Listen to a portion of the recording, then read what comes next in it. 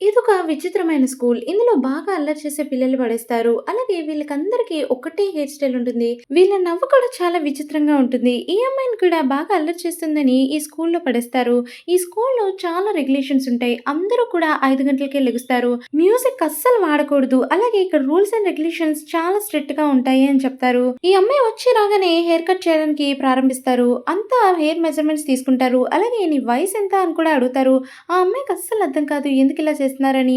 రాత్రి తన రూమ్‌మేట్ పడుకున్నప్పుడు ఎలాగైనా ఇక్కడి నుంచి ఎస్కేప్ అయిపోవాలి. ఈ స్కూల్ విచిత్రంగా ఉంది అని అమ్మాయి అనుకుంటుంది. కాకపోతే సెక్యూరిటీ చాలా టైట్‌గా ఉంటుంది. అప్పుడే హాయ్ అనేసరికి ఆ అమ్మాయిని చూసి ఈ అమ్మాయి భయపడిపోతుంది. ఎవరు నువ్వు అనేసరికి నేను ఈ స్కూల్ గురించి అంతా నిజం చెప్తాను. అసలు ఇక్కడ ఏం జరుగుతుందో నీకు తెలుసా? అసలు ఇక్కడ హెయిర్ కట్ అని పేరుతో అందరినీ బ్రెయిన్ వాష్ చేస్తారు. పిల్లలందరూ వాళ్ళ మాయలోనే ఉంటారు అని చెప్తుంది. నీకు ఈ స్కూల్ గురించి పూర్తి నిజాలు తెలియాలంటే నాతో పాటు రా అని చెప్పి ఆ అమ్మాయితో తీసుకెళ్తుంది. ఆ పైన వెంటిలేటర్ నుంచి చూపిస్తుంది. ఒక అమ్మాయికి హెయిర్ కట్ చేస్తూ ఉంటారు. కానీ ఆ అమ్మాయి చాలా అంటే చాలా బతిమలాడుకుంటుంది. ప్లీజ్ నాకు హెయిర్ కట్ వద్దు వద్దు అని చెప్పి చాలా అంటే చాలా ఏడుస్తుంది.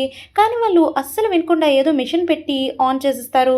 దాంతో అమ్మాయికి హెయిర్ కట్ అయ్యి ఆ అమ్మాయి చాలా అంటే చాలా హ్యాపీగా ఫీల్ అవుతుంది. అప్పుడు చూసుకోకుండా వీళ్ళు పైనుంచి ఒక నెయిల్ పడేస్తారు. పైన మేడం చూసేసరికి వీళ్ళు అక్కడి నుంచి ఎస్కేప్ అయ్యి లోపలికి వచ్చేస్తారు. అప్పుడు ఈ అమ్మాయి నీకు మాత్రం ఎందుకు ఏమీ అవ్వలేదు అని అడిగేసరికి నాకు కూడా హెయిర్ కట్ చేశారు. కాకపోతే నాకు బ్రెయిన్ లో సర్జరీ అవ్వడం వల్ల నాకేం కాలేదు. మరి నువ్వు ఎందుకని ఇక్కడి నుంచి అస్సలు బయటపడలేదు? ఎలా అయినా మనం బయటపడాలి అంటుంది.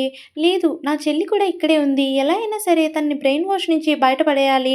అప్పుడే నేను మా చెల్లిని తీసుకొని ఇక్కడి నుంచి వెళ్ళగలను అని చెప్తుంది. ఆ తర్వాత రోజు ఈ అమ్మాయి మ్యూజిక్ బాక్స్ తీసుకెళ్లి తన ఫ్రెండ్ కి చూపిస్తుంది. చూపించి అనుకోకుండా ఆన్ చేస్తుంది. ఆన్ చేయగానే తను ఆ మ్యూజిక్ ని తట్టుకోలేక బయటపడుతుంది. దాంతో ఆ అమ్మాయి మళ్ళీ మామూలుగా అవుతుంది. అప్పుడు ఈ అమ్మాయికి అర్థమవుతుంది. అందుకే ఈ స్కూల్లో మ్యూజిక్ బ్యాన్ అని చెప్పి ఆ అమ్మాయికి జరిగిన విషయం అంతా చెప్తుంది. అప్పుడు వీళ్ళిద్దరూ కలిపి ఒక ప్లాన్ వేస్తారు.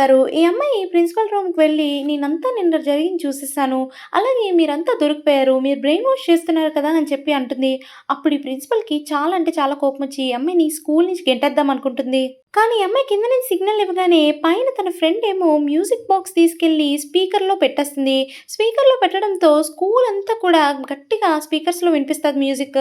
దాంతో అందరూ కూడా బయటపడతారు. సబ్స్క్రైబ్